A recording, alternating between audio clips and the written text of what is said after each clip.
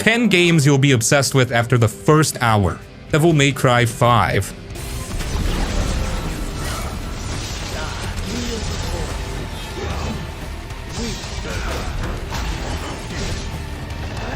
Devil May Cry 5 grabbed me right away. Seriously, within the first hour, I was hooked. The action is just so smooth. It's that classic Devil May Cry style, but they've really made it even better. Pulling off crazy combos, keeping enemies floating in the air, it just feels good to do. And they don't waste any time getting you into the action. They give you the basics and then let you go wild. No long tutorials or anything like that.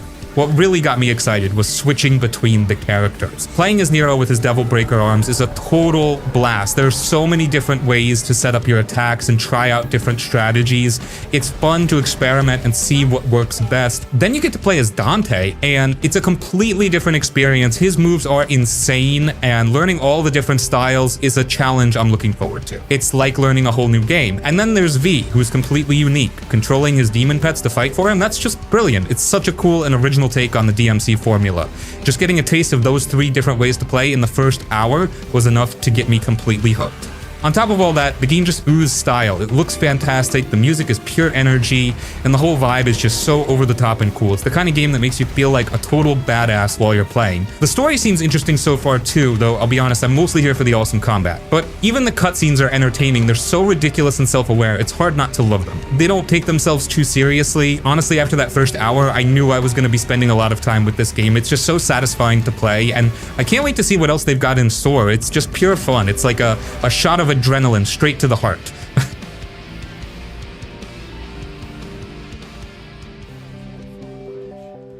Fallout 3.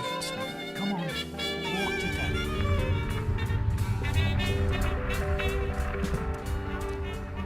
Come to daddy. Fallout 3 has this way of grabbing you right from the start, pulling you into its desolate and fascinating world.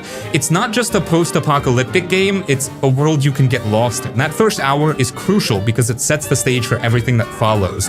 You start in Vault 101, and that whole intro sequence is brilliant. It's not just a tutorial, it's you growing up in the vault, you experience life there, make friends, and then boom, something happens and you're thrust out into the capital wasteland.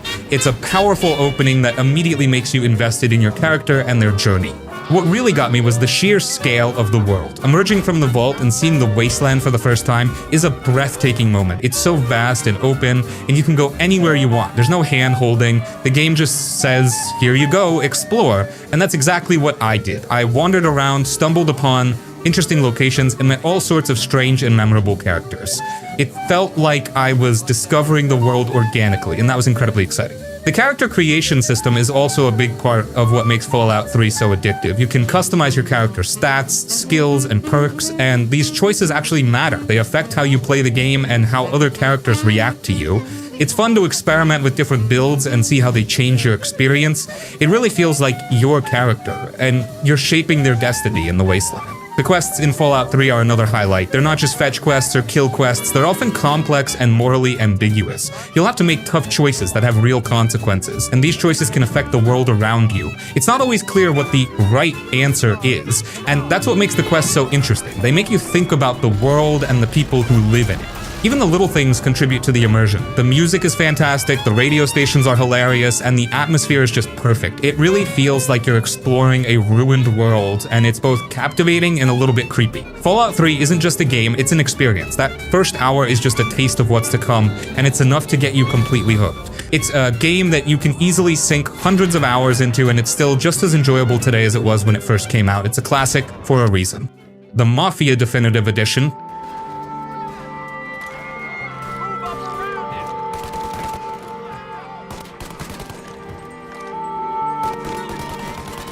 Mafia Definitive Edition is a remake done right. It's not just a visual upgrade, it's a complete reimagining of the original Mafia game, and it pulls you into its world from the very beginning. That first hour is crucial because it establishes the setting, introduces you to Tommy Angelo, and sets the stage for his descent into the world of organized crime. It's a classic gangster story, told with a level of polish and attention to detail that makes it feel fresh and engaging, even if you've played the original.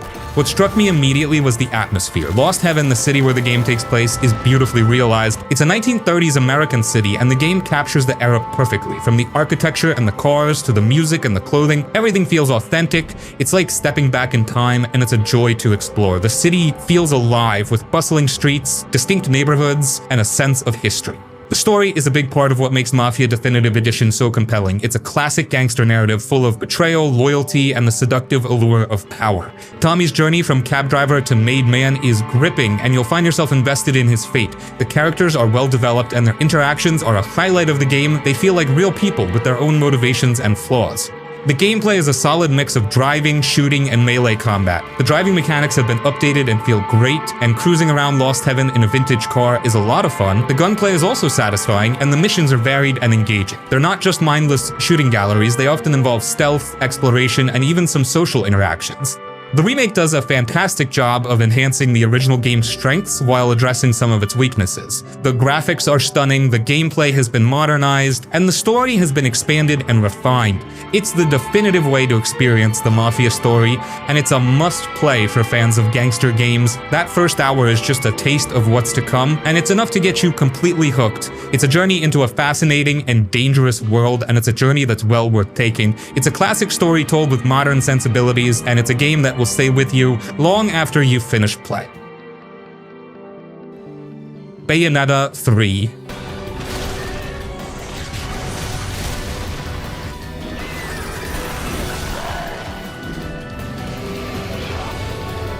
Bayonetta 3 is a wild and crazy ride from the very start. It's like a non-stop action movie that just throws you right into the middle of the action. That first hour is a whirlwind of cool fighting moves, crazy cutscenes, and a little peek at the game's complicated and interesting story. It's a game that grabs your attention and doesn't let go, showing off its unique mix of super fast action and flashy style. One of the first things you'll notice is how great this game looks. Bayonetta 3 is a visual treat with amazing graphics and some of the most imaginative enemy designs I've seen. The places you go are really something too, and the game keeps putting you in new and exciting spots. It's clear they put a lot of work into making this world look awesome.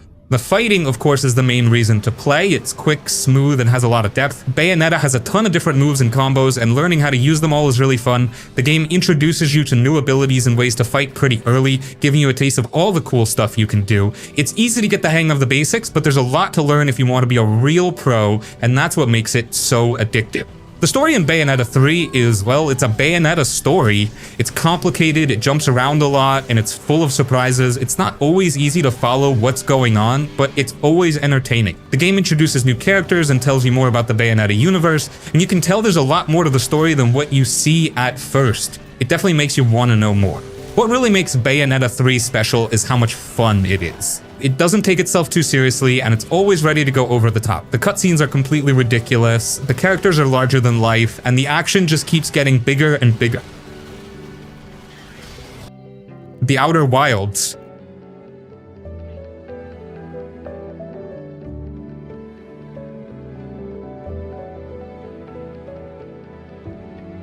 So basically, in Outer Wilds, you're thrown into this charming miniature solar system and given the freedom to explore it at your own pace, which is incredibly exciting.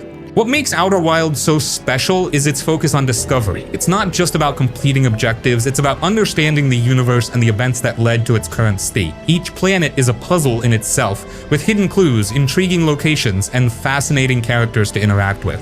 The game gently guides you, but it never holds your hand. It's up to you to piece together the information you find and unravel the mysteries of the solar system. So, the time loop is a brilliant mechanic that adds a unique layer to the gameplay. You have 22 minutes to explore, learn, and experiment before the sun explodes and resets the loop. This might sound frustrating, but it's actually incredibly liberating. It allows you to take risks, try different approaches, and learn from your mistakes without fear of permanent consequences. It's a clever way to encourage experimentation and make the world feel dynamic and interconnected. The story in Outer Wilds is subtle and unfolds gradually. It's not a narrative-heavy game, but the story is there, woven into the environment and the information you gather. It's a story that's both personal and cosmic, exploring themes of time, memory, and the nature of existence. It's a story that will stay with you long after you've finished play.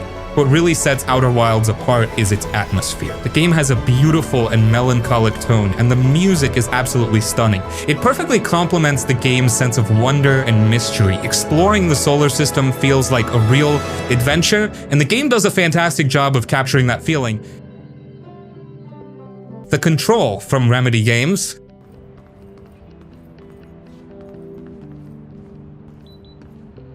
Control grabbed me right from the start. It's a game where you're thrown into this really weird building, the oldest house, and you can tell something's seriously off. That first hour is all about setting the scene, introducing you to Jesse Faden, the main character, and giving you a taste of how the game mixes action with some really strange supernatural stuff. It's the kind of game that makes you want to explore every nook and cranny. What makes Control so interesting is its unique look and the creepy feeling you get while playing. The oldest house is like a character itself. It's this big, brutalist building, but it seems to change and shift around you. The way they use lighting and the architecture makes you feel uneasy, and you're never quite sure what's waiting for you around the corner. It's a place that feels familiar in some ways, but also really strange, and figuring out its secrets is a big part of the fun. The gameplay in Control is a cool mix of shooting and using special powers. Jessie can use different guns, but she can also move things with her mind. This combo of regular weapons and supernatural abilities makes the fighting feel fresh and exciting. You can throw stuff at enemies, float in the air, and even take control of their minds for a short time.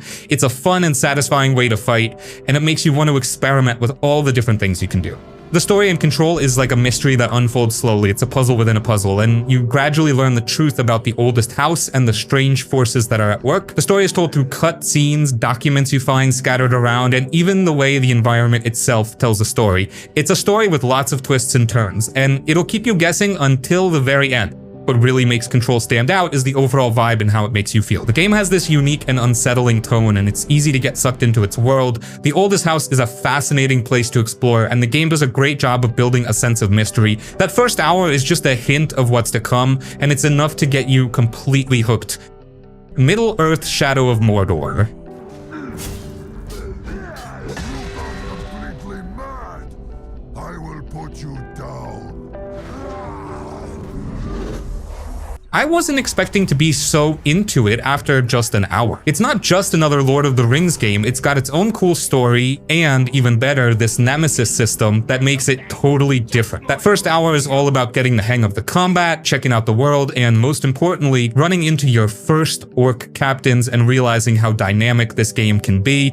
What makes Shadow of Mordor special is that nemesis system. It's a total game changer. These orc captains aren't just random bad guys. They have their own personalities, strengths, weaknesses, and they even have rivalries with each other. They remember what you do, and they'll react to it. If you kill one, another one might take his place, or maybe he'll come back stronger and wanting revenge. If you run away from a fight, they'll remember you being a chicken. It makes you feel like your actions actually matter, and it makes every fight feel unique and personal. That first hour gives you a taste of this system, and it's super addictive.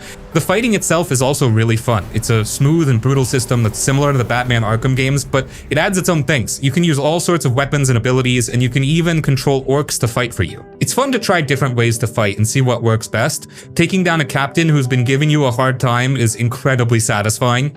The story in Shadow of Mordor is pretty good, but it's the nemesis system that really makes the story interesting. It's your personal fight against the orc captains that keeps you going, and the relationships you build with them, whether they're enemies or allies you've controlled, are what make the story compelling. It's a story that comes from how you play the game, and that's what makes the game so fun to play over and over again. The world of Mordor itself is also really well done. It's a dark and scary place, and exploring it is a fun and dangerous experience. There are lots of things to find, side quests to do, and orc camps to sneak into. It's a world that feels alive, and it's easy to get lost in it for hours. That first hour is just the start of your adventure, and it's enough to get you completely hooked.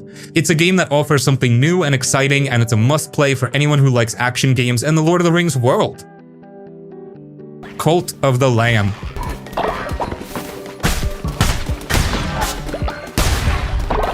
Cult of the Lamb is a really fun and weird game that had me hooked right away. It's a clever mix of going into dungeons and building up your own cult. That first hour is important because it shows you how the game works. You go into these randomly generated dungeons, grab resources, and then use them to make your cult bigger and better. It's a great combination that makes you want to keep playing. What makes Cult of the Lamb so captivating is how it mixes action and strategy. The dungeon crawling is fast and fun, and there are tons of different weapons, abilities, and curses you can find. Each time you go into a dungeon, it's different because the levels are randomly generated and you get different upgrades. It's fun to try out different combinations and see what works best for you, but it's not just about fighting. You also have to manage your cult. The town building part adds another layer to the game. You have to build structures, gather supplies, and keep your followers happy and loyal. You can do rituals, give sermons, and even brainwash your followers to believe what you believe. It's a surprisingly deep and rewarding system that goes really well with the dungeon crawling. It's cool to watch your cult grow and get stronger, and it gives you a sense of purpose beyond just beating up monsters. The way the game looks is also a big part of why it's so appealing. It has this dark and cartoonish style that's both cute and creepy. The characters are well designed and the world is full of small details that make it feel alive. It's a visually pleasing game that's easy to look at, even when there's a lot going on in a fight. The story in Cult of the Lamb is interesting and has a dark sense of humor. You're a lamb that's brought back to life by some mysterious god, and you have to start a cult. The story unfolds slowly as you talk to your followers and meet other characters. It's a story with a lot of twists and turns, and it will keep you guessing what's going to happen next. Cult of the Lamb is a game that's hard to stop playing. It's a great mix of action, strategy, and charm, and it offers a unique and addictive experience. Nier Automata.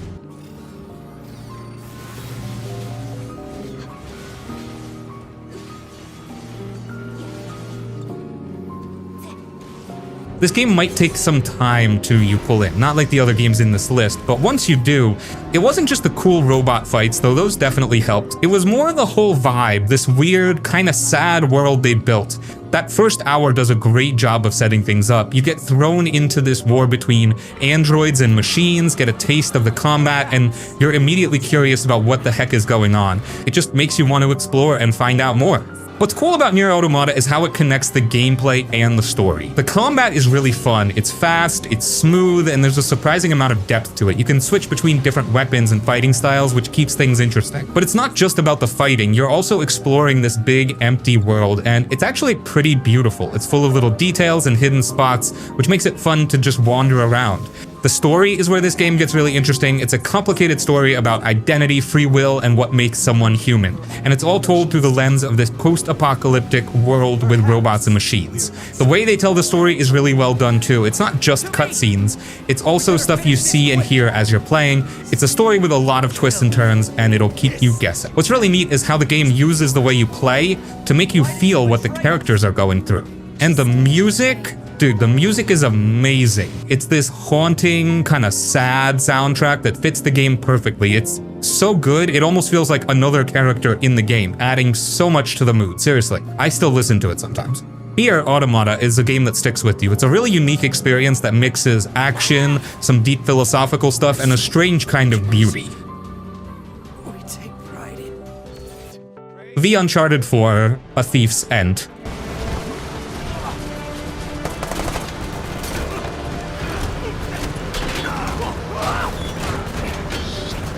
Where do I even start? This game is just so good. From the opening moments, it's clear they put a ton of effort into making it something special. That first hour is like a mini movie, setting up the story, reintroducing you to Nathan Drake, and giving you a taste of the amazing set pieces and action sequences to come.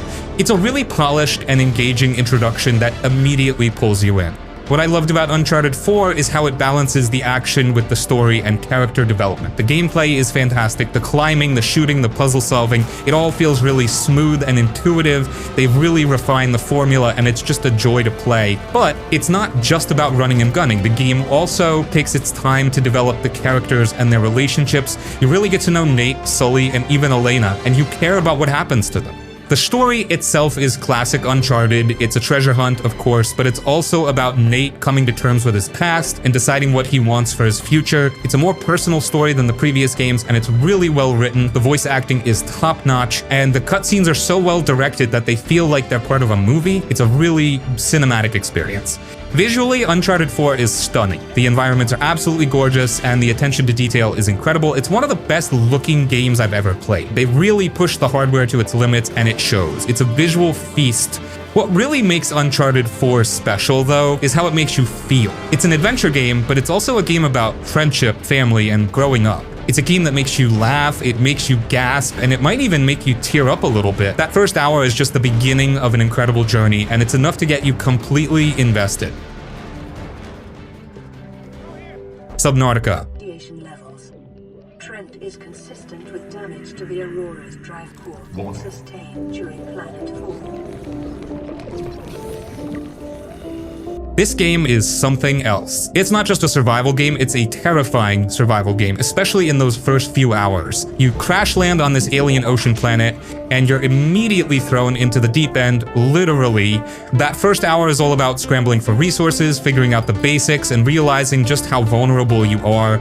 It's a really intense and immersive introduction that sets the stage for the whole game. What makes Subnautica so gripping is the sense of isolation and the constant feeling of being watched. You're alone on this planet, and the ocean is full of strange and often hostile creatures. Exploring the depths is both fascinating and terrifying. You never know what you're going to encounter, and that sense of the unknown is what makes the game so compelling.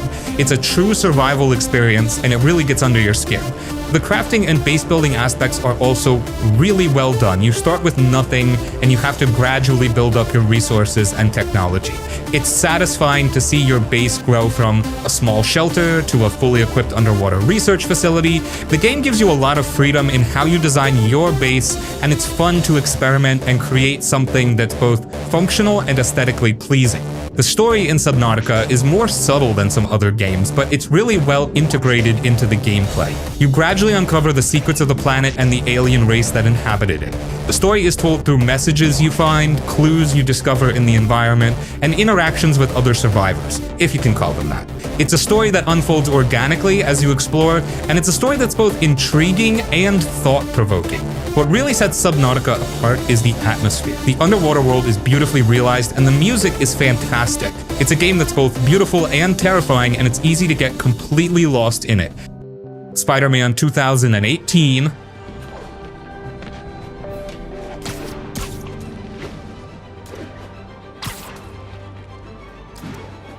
Like, from the first swing, I was hooked. It's not just another superhero game, it actually makes you feel like Spider-Man. That opening hour is brilliant. It throws you right into the action, introduces you to Peter Parker and his world, and showcases the incredible traversal mechanics. Swinging through New York City is just so much fun, it's hard to put the controller down. What really makes this game shine is how well it captures the feeling of being Spider-Man. The web swinging is so fluid and intuitive, it's a joy to just zip around the city. They've nailed the physics, and it feels so natural to swing from building to building, and it's not just about getting from point A to point B, it's about the way you get there. You can do all sorts of tricks and flips, and it just feels so exhilarating.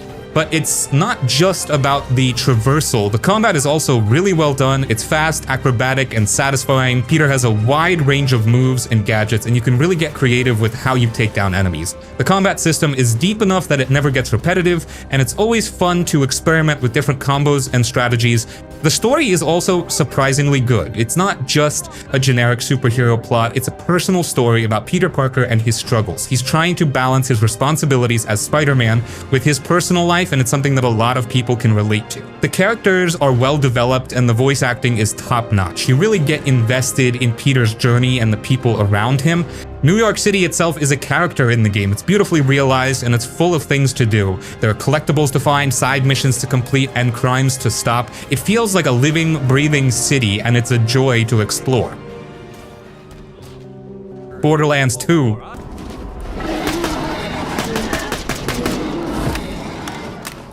Imagine a crazy, over-the-top cartoon world where everyone's trying to kill each other for loot. That's basically Pandora. You get to pick one of these characters, they're called Vault Hunters, and each one has their own special skills. Like, one guy can turn invisible, another one can summon a turret, stuff like that. Then you just go nuts, shooting everything that moves and grabbing all the cool guns you can find. And there are so many guns, seriously, it's ridiculous. Like, you'll find a pistol that shoots corrosive bullets, then a shotgun that sets enemies on fire, then a sniper rifle that explodes when it hits something. It's just a constant stream of new and crazy weapons. That's a big part of the fun, just finding the perfect gun for your character. The story's not bad either. There's this villain, Handsome Jack, and he's a total jerk, but he's also hilarious. He's got this whole empire and you're trying to take him down. You meet all sorts of weird and wacky characters along the way. Some of them help you, some of them try to kill you. It's a pretty simple story, but it works. The best way to play Borderlands 2 is definitely with friends. It's a total blast to team up with a couple of buddies and just wreak havoc on Pandora. The different characters work really well together, and it's just a fun time hanging out and shooting stuff. It's not a super deep game or anything, but it's perfect for when you just want to relax and have some mindless fun. It's got a ton of replay value too, because there are so many different ways to play. You can easily spend hours and hours just messing around on Pandora. If you like shooting games and collecting loot, you'll probably have a good time with this one. It's just a solid, fun game. Psychonauts 2005.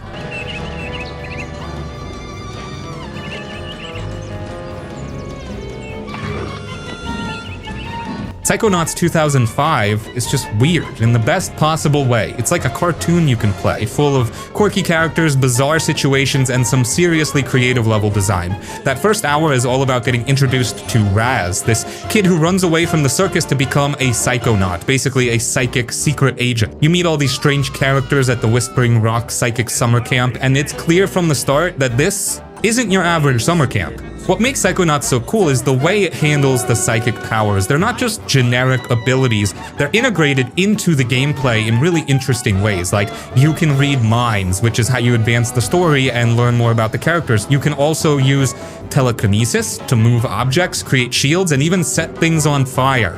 It's a really fun and versatile system. And the levels, they're the best part. Each level is set inside someone's mind, and they are all completely different and imaginative. One level might be a giant brain, another might be a city made of teeth, and another might be a circus. They're all visually stunning and full of clever puzzles and platforming challenges. Exploring these crazy mindscapes is a huge part of the fun. The story is also pretty wild. It's a coming-of-age story about Raz learning to control his powers and facing his own inner demons, but it's also a comedy, with lots of funny dialogue and absurd situations. The characters are all memorable, and their personalities really shine through. It's a charming and quirky story that's full of heart. Psychonauts is a game that's truly unique. There's nothing else quite like it. It's funny, it's challenging, and it's full of surprises. Wolfenstein: The New Order.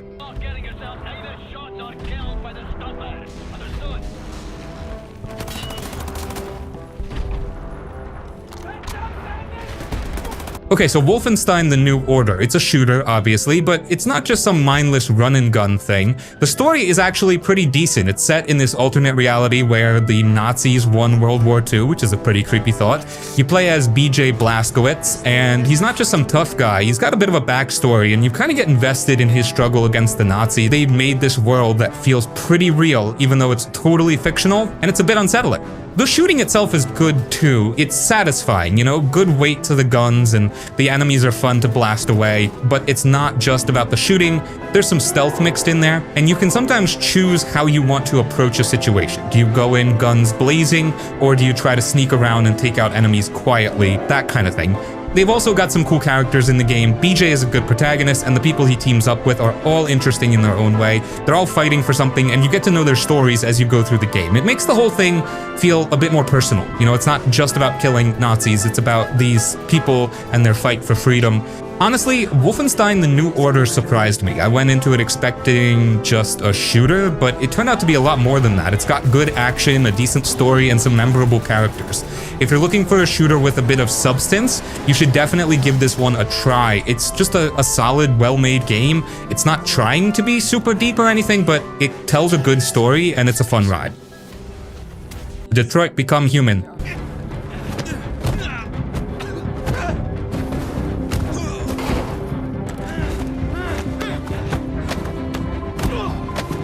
So, Detroit: Become Human, it's kind of hard to describe. It's not like a regular game where you're always shooting or jumping. It's more like an interactive movie, I guess. You're playing as these 3 different androids, and their stories are all connected.